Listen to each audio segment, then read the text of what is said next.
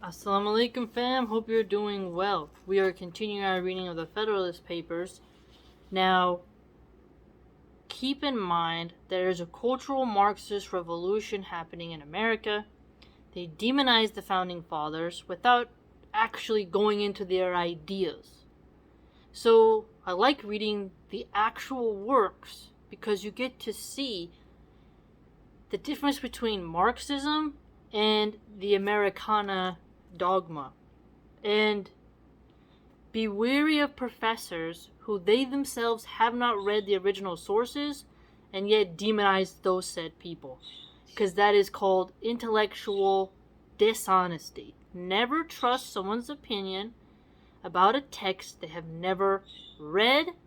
Never trust someone's opinion about a person whom they've never actually looked into and just memorized the talking points given to them by their woke, indoctrinated, overpaid professor. Okay, let's begin. This is very exciting.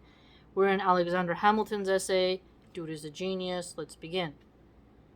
Independent of all other reasonings upon the subject, it is a full answer to those who require a more peremptory provision against military establishments in times of peace to say that the whole power of the proposed government is to be in the hands of the representatives of the people. So, the whole power of the government in the hands of the representatives of the people. So, where is the power vested? In a republic system. Because in a republic system, you're going to see elected representatives, hopefully, representing the desires of the people. This is the essential, and after all, the only efficacious security for the rights and privileges of the people, which is attainable in civil society. So what is he saying here? You need to have power invested in the representatives so that they can secure the rights and privileges of the people. So, rights and privileges. So what is he getting at?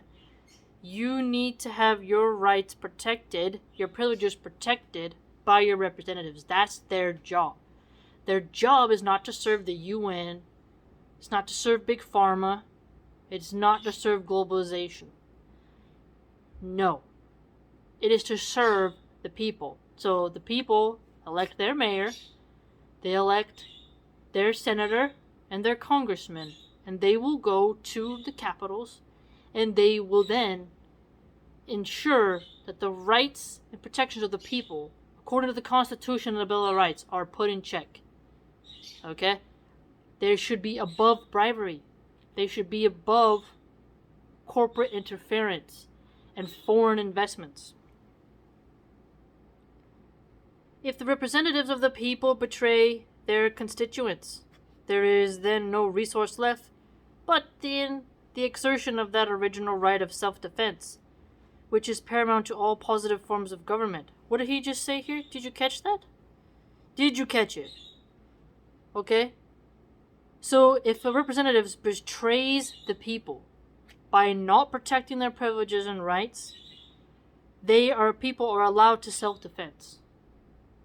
Do you see why there's a difference between an authoritarian, fascistic, medical, biomedical security state type of apparatus than one that says, no, emergency powers do not take away our rights and privileges. Sorry, obey the law, protect our rights, don't betray us. If you force, mandate, or do anything against us, you are no longer representing the people.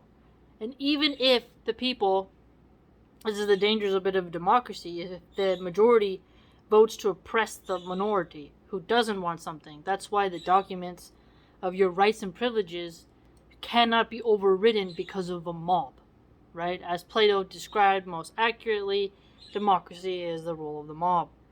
But your representatives are supposed to have a certain caliber of bravery and virtue to protect the people, not to protect corporations, not to protect lobbyists and the banking sector, right? They are there to protect you, the people.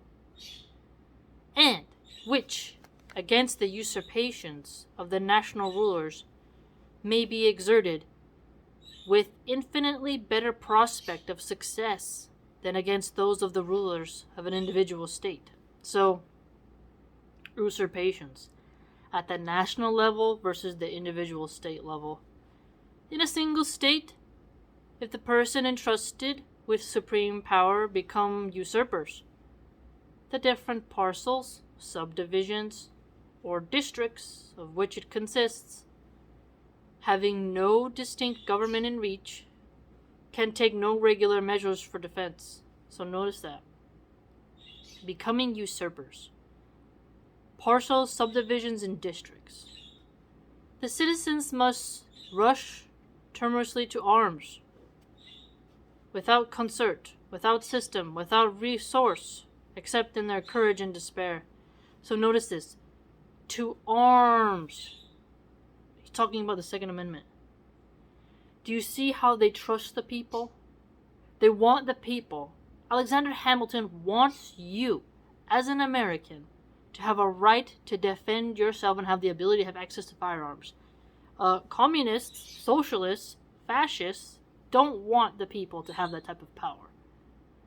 So when you see today on the left-wing spectrum, they're demonizing Hamilton, the founding fathers, because they were not gay, because they're white and had slaves. They then say, well, all those ideas are bad. And then they glorify Marx, Mao, Lenin, and others, right? And you have to wonder, what's going on here? So Kamala Harris, Joe Biden, Nancy Pelosi, Gavin Newsom, Chuck Schumer, they incrementally want to get rid of your right to have a firearm to defend yourself, while simultaneously defunding police with an open border where human trafficking is occurring, right? You really have to look at them and be like, wow. So here, you see the rigorous bravery that existed in the Americana philosophy of representatives better represent you, they better not betray your privileges and rights, and that the people have to be able to defend themselves. So he's honest. He's not like the leftists today who are like, oh, the government is good, the government is good, the government is good. You know, it's a quite different spirit of suspicion against your own government and the protection of your liberties, right? Understanding that factionalism and different elements seek to destroy your ability to be free from the government oppression. Not freedom as in smoking crack and being naked in the street. Freedom from unreasonable search and seizure, right? The right to privacy, the right to defend your property from trespassers. These types of inalienable rights, right? It's really interesting when you see the works of the founders for themselves and how the people who are charlatans, who are secret authoritarians, are brainwashing college students into hating the people who gave them rights that are different from other countries. It's really quite interesting. The usurpers clothed with the forms of legal authority. Now usurpers of rights, usurpers of privilege. Who's doing that now? Who is putting mandates to say no job, no education, no this and that? Because of something that happened in another country that got here. Okay? The form of legal authority is very important for the preservation of human rights and privileges. The relationship of the citizen and the state. This is a very unique aspect to examine. Can too often crush the opposition in embryo. An embryo meaning when it's in an infantile, tiny state, right? The smaller the extent of the territory, the more difficult will it be for the people to form a regular or systematic plan of opposition. So what did you just see here him say? If you're trying to have opposition to an abusive, authoritarian, illegal authority, if you only got a tiny little area, it's harder for you to organize and have a systemic plan to oppose them. So, when you see certain authoritarians want to separate you and atomize you, don't go 6 feet, don't talk to this person, don't invite someone who doesn't have this medical procedure to your house. When you have a government that wants the people factionalized, separated, alone, miserable, turning to alcohol, turning to every kind of vice, it doesn't promote nationalism, hates nationalism, promotes anti-unity talking points, helps the people to focus on race, gender, and sexual orientation. These types of things will separate people to where they cannot unite against the banner that will make sure that the federal government can't usurp their rights. If the people are too busy fighting over issues that can be solved in other ways, and not focusing on protecting their rights and privileges and their ability to bear arms, then the government that becomes a usurpative form of government can then encroach upon you and crush you in embryo, because you are expanding their power and you're allowing your representatives to betray you because you're not holding them accountable as you should. It's quite brilliant. And the more easy will it be to defeat their early efforts. So it's saying here, if you have an early effort, it's in the opposition in an embryonic state, the usurpers are going to see that they can stomp out your rebellion quite easily. Intelligence can be more speedily obtained of their preparations and movements, and the military force in the possession of the usurpers can be more rapidly directed against the parts where the opposition has begun. So if they keep you small and divided, he's saying here, they can actually send a directed effort to that small area to control the opposition, right? So these usurpers will see, how they can go to the little pockets that are creating change and stomp them out systematically before the small little ones can join together to get bigger and bigger and bigger, and to then hold the government accountable. In this situation, there must be a peculiar coincidence of circumstances to inner success to the popular resistance. Popular resistance. That's a beautiful way to put it. Because if the populist, that means like the people who are not, servants of the state. Populism is now on a rise in America, and the rulers of today demonize it, and then they want people divided, and then they stomp out systematically the opposition through attacking, let's say, YouTubers, right? So they crack down on them, they ban their channels, they ban their Twitters. This is a clever form of getting rid of a figurehead before they're allowed to get bigger with a voice, and corralling the people behind controlled opposition who will serve the government.